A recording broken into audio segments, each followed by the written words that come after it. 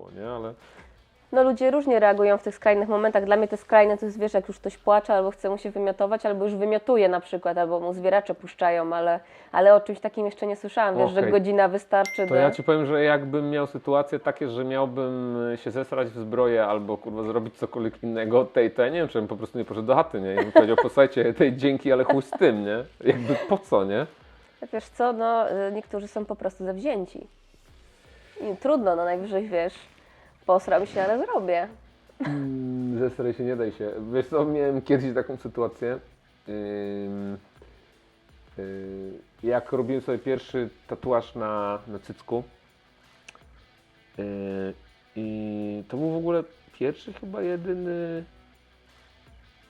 tatuaż, jaki mi kobieta robiła w ogóle. Tak mi się teraz właśnie chyba sobie zdałem sprawę, że chyba od samych typów mam tatuaże.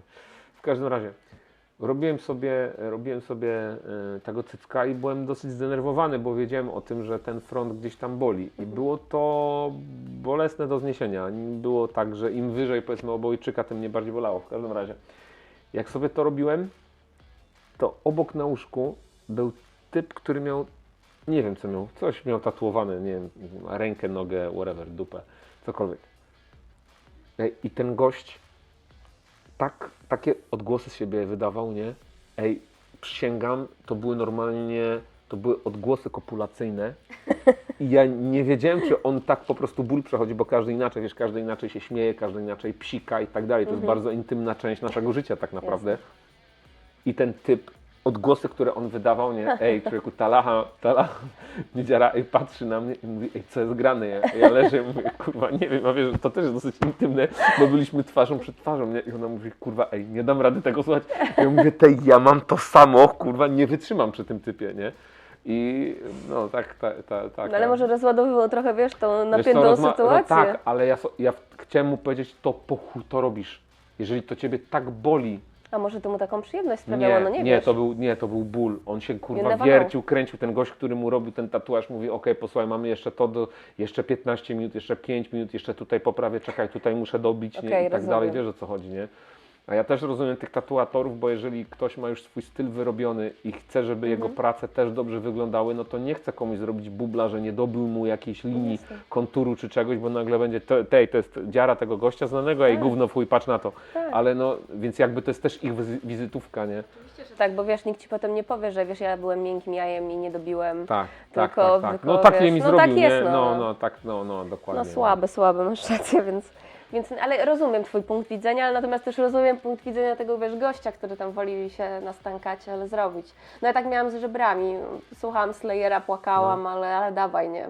Okej. Więc powiem ci, no dlaczego chciałam, wiesz, skończyć, no bo ja z kolei mam tak, wiesz, że jak coś zacznę, to muszę skończyć, więc to już jest taka mocna jazda. Ale, a może on też mam tak miał? podobnie. Wiesz co, mam niestety podobne, to się czasami...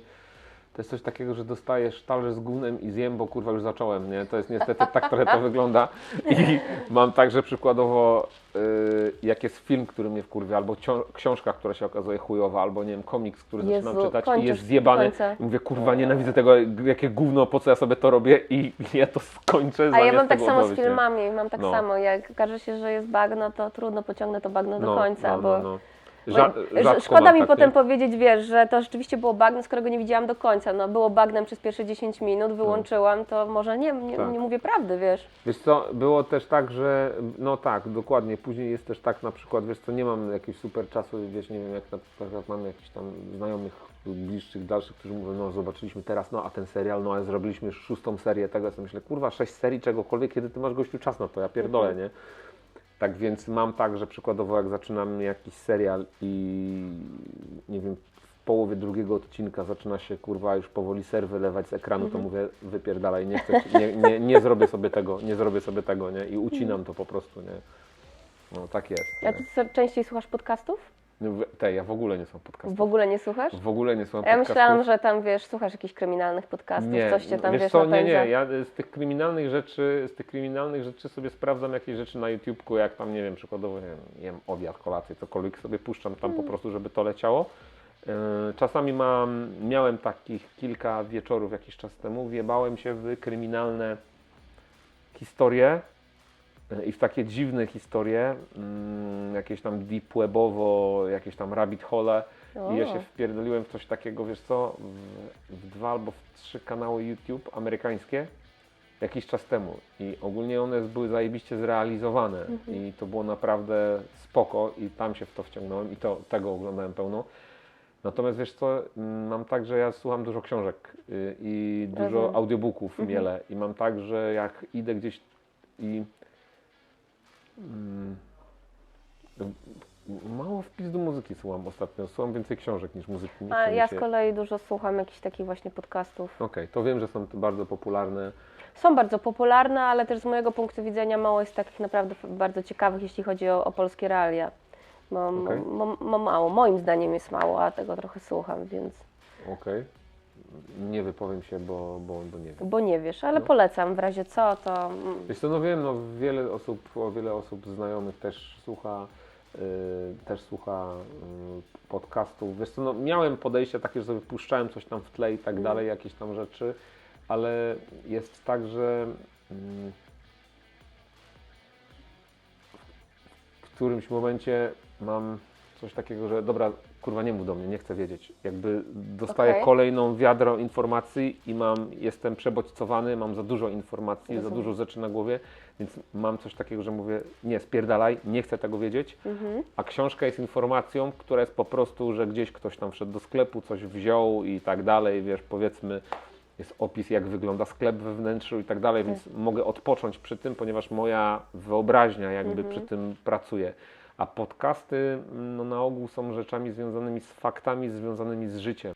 Jeżeli włączam Instagram, włączam jakieś kanały informacyjne, co się dzieje, nie wiem, na świecie, co się dzieje dookoła nas, na ogół to są chujowe informacje, tam nie ma dobrych informacji, nie oszukujmy się. Zwłaszcza obecnie. Dokładnie, tam mamy tylko i wyłącznie chujowe. Jak mam jeszcze generalnie włączyć podcast, gdzie ktoś mi o tym mówi, to mam takie wypierdalaj, to jest wiedza, której na razie nie chcę. Rozumiem.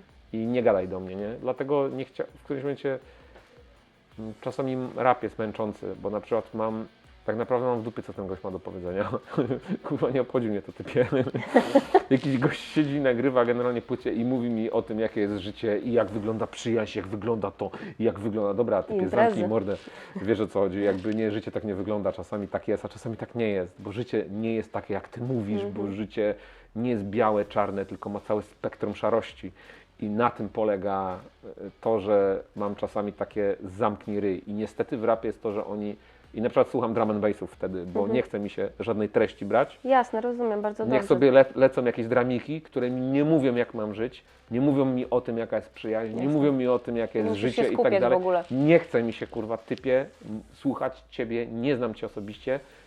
I mam taki wewnętrzny konflikt trochę z tym, że ogólnie leci jakiś kawałek w tle, ani się zapala czerwony napis zamknij ryj.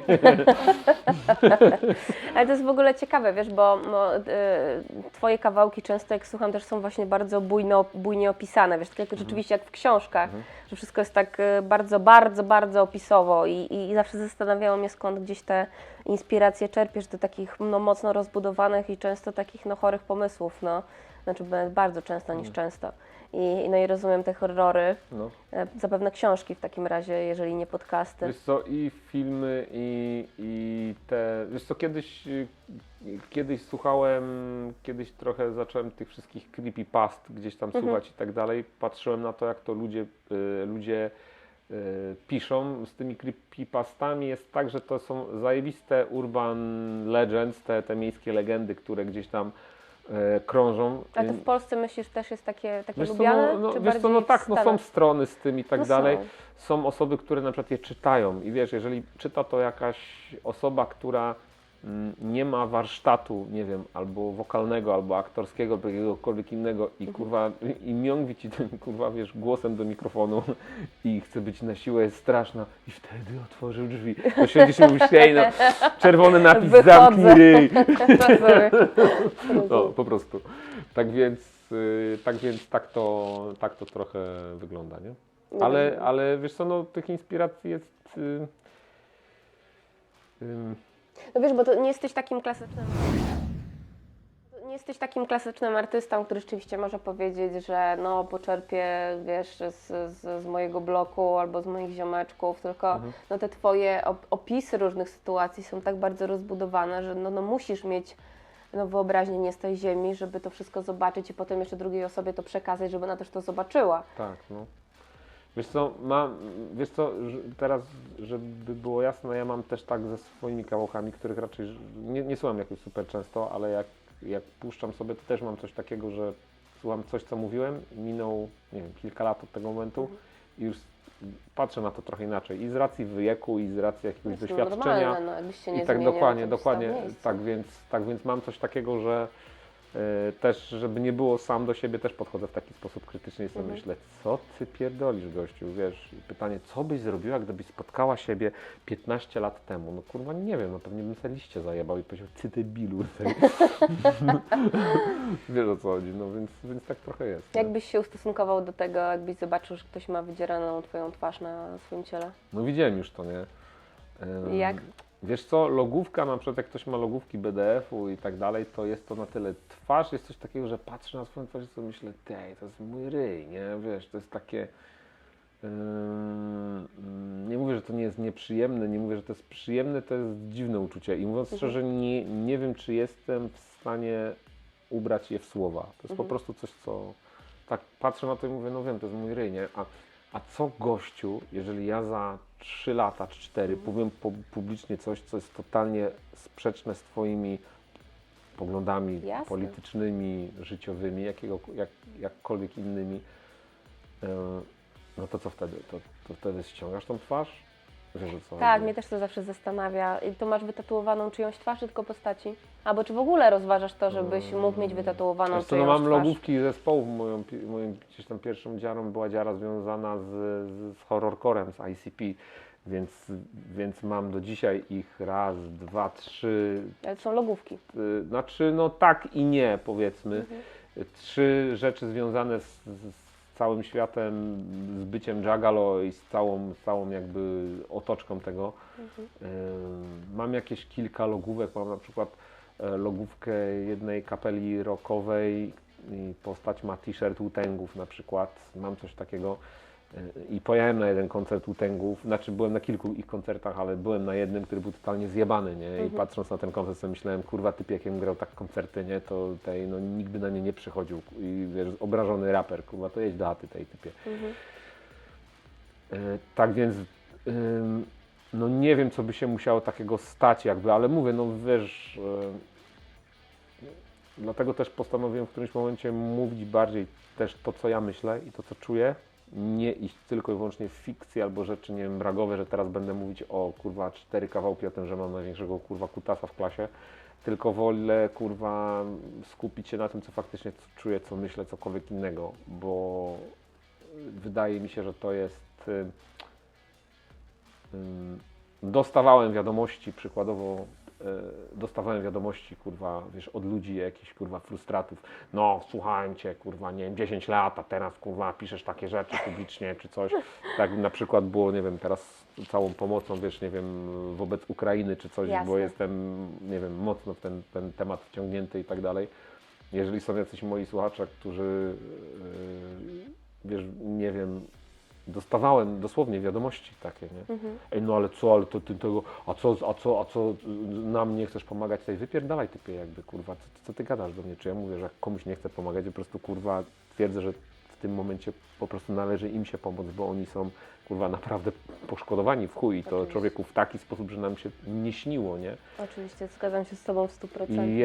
I jedno nie wyklucza drugiego jakby, nie? Tak więc wiesz, no też mam coś takiego, że jeżeli ktoś jest głąbem i mnie słucha, to ja kurwa nie chcę, żeby on się ze mną identyfikował. Ja nie chcę, żeby ktoś, kto ma kurwa jakieś pierdolnięte poglądy, kurwa człowieku miał wydzielaną, kurwa nie wiem, logówkę związaną ze mną. Typie wypierdalaj, nie dziaraj się tego, idź w chuj, weź se słuchaj czegokolwiek innego, kurwa, nie? I wiesz, i też mam tak, że gdzieś tam dochodziły mnie takie rzeczy, nie? Jasne.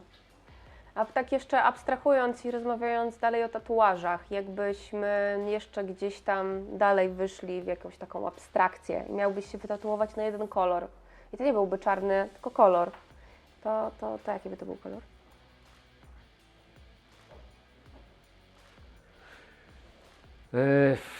Łatwiej będzie tak, nie czerwony, bo kurwa ja źle wyglądam w czerwonym w chuj. Mam typową, no nie no serio mówię, nie, bo mam typową jakby polską, kurwa wiesz, jestem typową polską bułą i jak ja na przykład ubiorę czerwony t-shirt, to mi się od razu robią czerwone poliki kurwa na twarzy i wyglądam jak wiesz, kurwa jak wiesz, taka starsza kobieta kurwa z jakichś kreskówek polskich z lat 60. Wiesz o co chodzi, z takimi pulajami, nie, więc ja mega źle w czerwonym wyglądam. I jeżeli to nie miałby ten, może zieleń, no zieleń, kiedyś widziałem na konwencji w Krakowie takiego typka, który miał cały rękaw zrobiony i chyba miał motywy horrorowe i miał takiego zielonego Michaela Myersa. Podejrzewam, że ten gość może nawet sam jest tatuatorem. To było kupę lat temu, jak go widziałem. W każdym razie ma całą rękę i ona jest właśnie w zielonym kolorze. Więc to mogłaby być zieleń. Jak jeszcze myślałam trochę, jak umawiałam się z Tobą na wywiad o tym, jakie jeszcze mogłabym dziwne pytania Ci zadać, na które pewnie inni w ogóle by nie rozważali, tak sobie pomyślałam, czy wolałbyś wytatuować sobie penisa, czy na przykład, nie wiem, pośladki?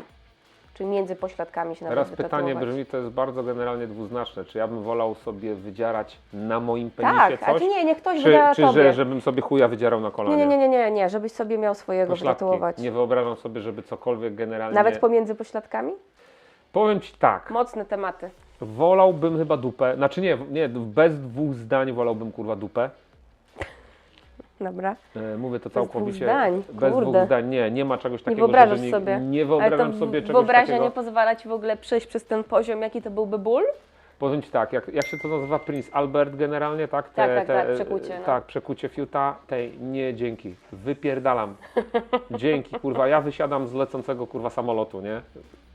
Wypierdalam na hasiok. Nie ma takiego czegoś, że człowieku, że dzieje się, to jest dla mnie... Taki wielki pręt, że przechodzi po prostu. Tak. tak, Nie wyobrażam sobie tego, a jeszcze widziałem oczywiście, że widziałem, kurwa, różne rzeczy, które ludzie sobie robią, na przykład faceci z penisami, te przecięcia wzdłuż i tak dalej. Ja widziałam, że ktoś sobie zrobił takiego motyla jakoś, że tak Okej, i jeszcze do tego jakieś gdzieś skrzydła wytatuował. No, okej. mocno. To teraz pytanie. Czemu? Nie. No i co? Jakby wiesz, o co mi chodzi. Masz typie Duże nowe jakby doświadczenia. zdezelowanego kutasa i teraz musisz z tym żyć. Jakby nie wiem, jak on funkcjonuje, czy on normalnie funkcjonuje, czy on się normalnie w ogóle załatwia. To jest bardzo, kurwa, delikatna strefa, ponieważ wszystkie rzeczy i tak faceci mają łatwiej niż kobiety, ponieważ wiesz, no kobiety mają znacznie więcej ze względu na ich zamknięte genitalia. My mamy, wiesz, znacznie łatwiej z tym, ale nie wyobrażam sobie mieć jakiegoś, nie wiem, na przykład nie wiem, możesz mieć zapalenie jądra, zapalenie cewki, naprawdę możesz mieć różne rzeczy, kurwa. I że jeszcze do tego wszystkiego, kurwa, dochodzi człowieku to, że leżę w studiu. Jezu, przepraszam, jak zaczynasz o tym mówić, już no mnie nie, to bawi. i co, ktoś mi, kurwa, nie wiem, naciąga generalnie worek, kurwa, mosznowy, żeby coś na nim, kurwa, napisać, albo nie wiem, coś mi, kurwa, robi kropkę na grzybie. Wypierdalam z lecącego samolotu. Wzwód, bo Co? chyba musiał też byś mieć wzwód, żeby gdzieś tam ta kompozycja Znaczy wiesz, się rozwinęła. tutaj wiesz, generalnie jest kwestia tego, że no tak, no to w takim razie rozumiem, że osoby, które mają wydzierane penisy, kurwa, muszą wpierdalać jakieś generalnie kamagry Nie wiem, i tak dalej po to, żeby to interesowałam robić. się tym, ale jak tak teraz z Tobą rozmawiam, to tak sobie o tym myślę i być może tak jest. Jeżeli ktoś jest na tyle wytrzymały albo nie wiem, na tyle to go kręci, żeby mieć wydzieranego członka, no Ty nie jesteś taki, rozumiem. Ja nie wiem, czy nie na nakręciło cię wiesz to. co, przede wszystkim pytanie jest takie, nie? Czy na miękkim członku można coś wytatuować, bo jakby to jest, kurwa, wiesz, no kawałek pewnie mięsa, można, który jest, kurwa, tak jasne. naprawdę mega miękki, kurwa, w tym momencie, to dzieranie na tym, to nie jest jak dzieranie, nie wiem, kurwa, na łydce, czy coś, którą można napiąć, no kurwa, fiut jak leży, to Nie, no nie też napniesz, możesz wiesz, go o co chodzi, nie? napiąć, no jak leży, to nie, no ale możesz. No tak, no to właśnie o tym mówię.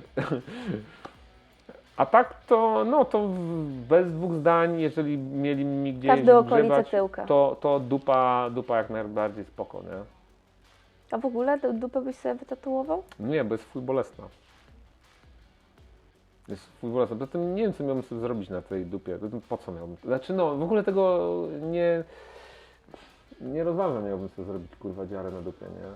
Wiesz, ja widziałam, dziewczyna sobie wtatuowała wielką ośmiornicę i tylko takiej macki wystawały No zewsząd. widziałem też tą, Widziałeś? widziałem to i z tego co kumam, tych lach już są 3 czy 4, bo pierwsza Możliwe. była i 2 kolejne chyba to zrobiły z tego, więc tego już jest chyba nawet kilka takich, kilka tego typu rzeczy. Więc no na pewno byłoby to no, gdzieś przy dupie. No. Chciałabym Cię jeszcze tak ku końcowi zapytać o tatuaż w hip-hopie. Mhm. Naprawdę, jak Twoim zdaniem się rozwija? Czy jest to taka nieodłączna część tej kultury, czy Wiesz co, no, niekoniecznie? wiesz co, no, jest to gdzieś tam, nie wiem czy to jest nieodłączne, wiesz co, hip-hop ma swoją, że tak powiem, szatę graficzną, czyli są to rzeczy graficiarskie, są to jakieś tagi, na przykład kupę lat temu, to było, nie wiem, z 15 lat temu, pierwszy raz widziałem na żywo, nie mówię o tym, że to był w jakimś czasopiśmie branżowym, wydzierany tag i ktoś sobie zrobił wzdłuż pleców wydzierany tag i ten napis był zajebisty i tak dalej, fajnie to wyglądało i tak jak tag na murze fajnie wygląda, tak może wyglądać zajebiście na skórze, no, biorąc pod uwagę to, jak, nie wiem, jak popularny jest powiedzmy Siko i jego tatuaże i jak popularne jest to, ile osób kopiuje jego stylówkę przede wszystkim, to, no, to samo o sobie świadczy, nie? Ilość tych balaklaw, które wiara od niego zajebała, no to jest, wiesz, i to jest cały świat, to nie jest to, że wiesz, ktoś, Tak, wiesz, tak. nie wiem... Tylko Kraków albo Dokładnie, tylko Polska? tak, tylko to jest generalnie ludzie z całego świata, bo to podpierdolili jawnie, nie? Jasne, kilku takich tatuatorów jest też. WLK też robi fajne Tak, fajne WLK rzeczy, ma no. też dokładnie swoją stylówkę, też się z hip-hopu wywodzi.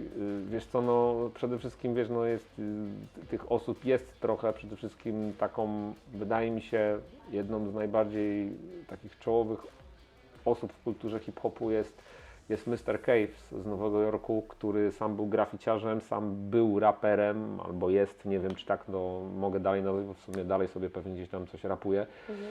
I chciałbym mieć kiedyś coś od niego. On jest taką jakby ikoną hip-hopu w świecie tatuażu, tak mi się wydaje. Jasne. Tak więc na niego bym postawił. Jasne. A powiedz mi, jak wyglądał Twój pierwszy tatuaż i kiedy był robiony?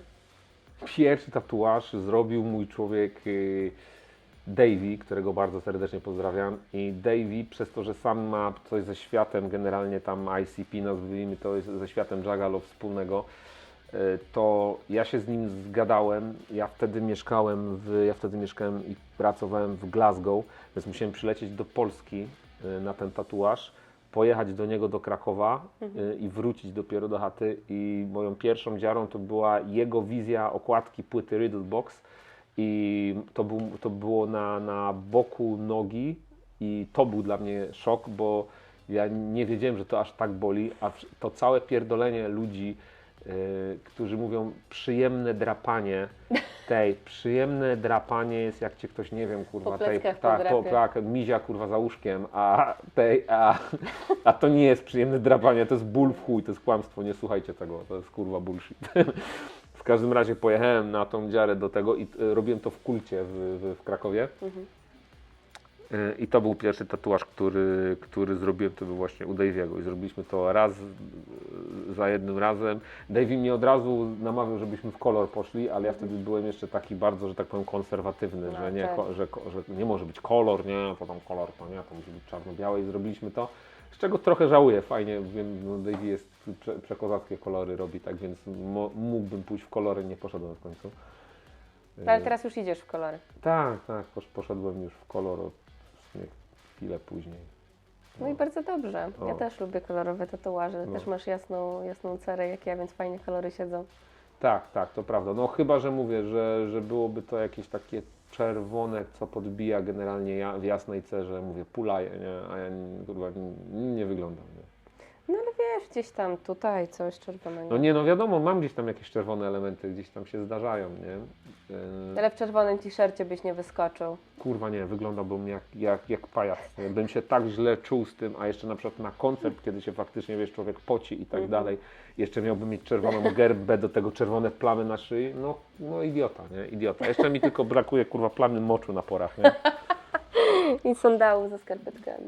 No albo, no dokładnie. No dobra, dziękuję Ci bardzo za Dzięki wywiad. również.